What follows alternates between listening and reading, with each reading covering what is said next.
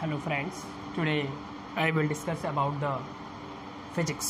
9th class के लिए आज हम वीडियो लाए हैं फिजिक्स में motion chapter. Motion class 7th में भी अपन ने पढ़ा है मोशन चैप्टर। तो मोशन की बात करते हैं तो मोशन का मतलब क्या होता है, पहले अपन इंट्रो पढ़ते हैं। तो फिजिक्स थोड़ा सा साइंस में, इसको हटा दीजिए, थोड़ा सा हम आपको साइंस बता देते हैं। साइंस का थोड़ा सा इंट्रो। साइंस मतलब क्या है, साइंस का मतलब क्या होता है? साइंस का मतलब है science is a subject in which we study about the nature. किसके बारे में पढ़ते हैं? नेचर के बारे में पढ़ते हैं। एंड नेचुरल फिनोमेना, और जो नेचुरल घटनाएं, नेचुरल फिनोमेना जो होती हैं उनके बारे में अपन स्टडी करते हैं। That is called the science and it has a 3 branches. कितनी ब्रांचेज होती हैं?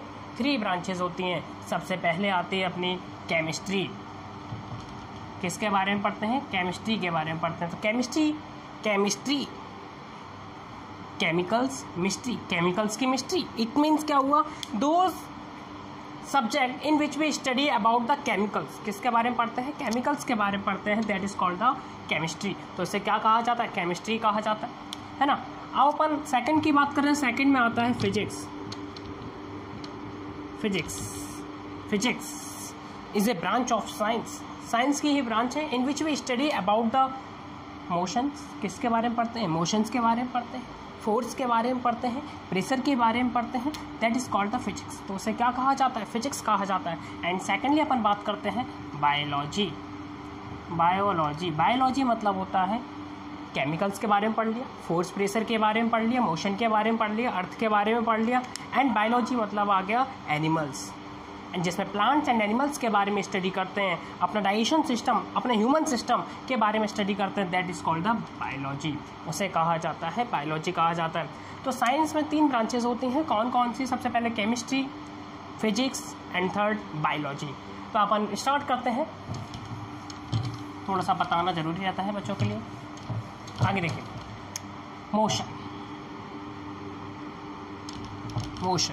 क्लास 7th, आई थिंक आपने क्लास 7th में पढ़ा होगा मोशन के बारे में। तो मोशन का मतलब होता क्या है? Any body, any object is moving with respect to a stationary object या with respect to a time के अकॉर्डिंग जब कोई ऑब्जेक्ट क्या करता है? मूव करता है। That is called the motion. तो उसे क्या कहा जाता है? मोशन कहा जाता है। क्या कि any object is move with respect to the time.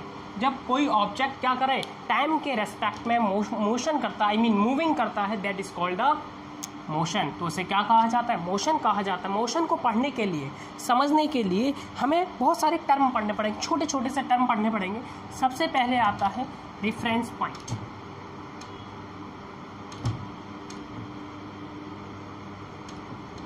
Secondly आता है डिस्टेंस। थर्ड की बात करें डिस्प्लेसमेंट।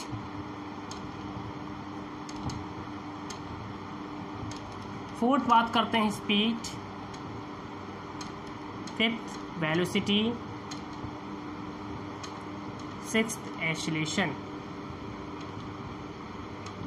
तब हम पहुंच पाएंगे मोशन के पास कि मोशन क्या होता है ना। तो हम अभी किसके बारे में बात करते हैं? ओनली अपन टाइम के बारे में बात करते हैं। कौन कौन से? सबसे पहले आता है रेफरेंस पॉइंट। तो रेफरेंस पॉइंट क्या होता है? तो दो point which show the location of the object. जब कोई ऑब्जेक्ट की लोकेशन को शो करता है, कोई भी ऑब्जेक्ट, सपोज आप यहाँ हैं तो यहाँ जो पॉइंट, जिस पॉइंट पे आप हो, ये पॉइंट जो आपकी लोकेशन को शो कर रहा है, that is called a reference point. तो रेफरेंस पॉइंट मतलब होता है a point which show the location of the object, जो कि किसी ऑब्जेक्ट की लोकेशन को शो करता है। That is called the reference point. तो उसे क्या कहा जाता है? रेफरेंस पॉइंट कहा जाता है। ऐसा पॉइंट जो कि क्या करता है, जैसे कि अपन नेविगेशन में देखते हैं, नेविगेशन में एक एरो आता है। एरो आता है कि नहीं आता? एरो आता है, तो उससे कहा जाता है reference point. It show the location. तो आपको क्या बताता है? हमेशा लोकेशन बताता है। तो उसे क्या कहा जाता है? रेफरेंस पॉइंट कहा जाता है। अब अपन बात करते हैं डिस्टेंस। डिस्टेंस की बात करते हैं। डिस्टेंस का मतलब क्या हुआ? डिस्टेंस का मतलब होता है the actual length is covered by the body. It means कि अभी हम यहाँ हैं, स्कूल, सपोज घर, home and school.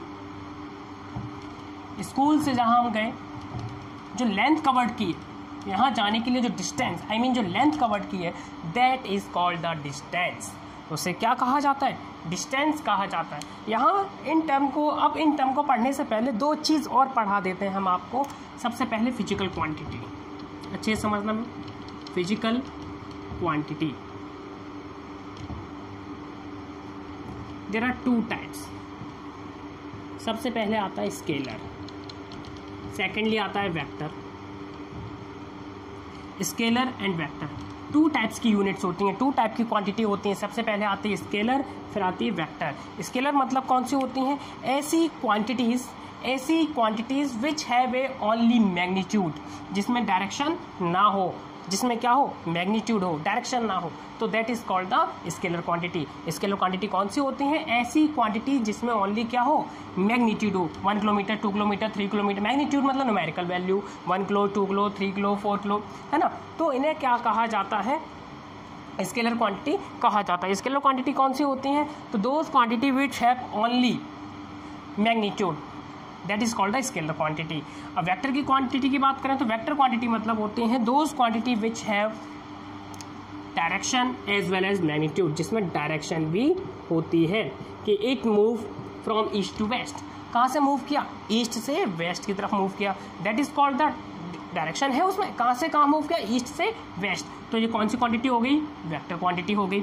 Scalar quantity, I move 3 kilometre, मैं कितना चला, 3 किलोमीटर चला, कहाँ से कहाँ चला नहीं पता, तो ये स्केलर क्वांटिटी। स्केलर क्वांटिटी मतलब होती है जिसमें ओनली मैग्नीट्यूड हो, डायरेक्शन ना हो, तो उन्हें कहा जाता है स्केलर क्वांटिटी। वेक्टर क्वांटिटी कौन सी होती हैं, those quantity which have a magnitude as well as direction, that is called the vector quantity. तो उन्हें क्या कहा जाता है, वेक्टर क्वांटिटी कहा जाता है। अब अपन बात करते हैं, इसको हटा देते हैं,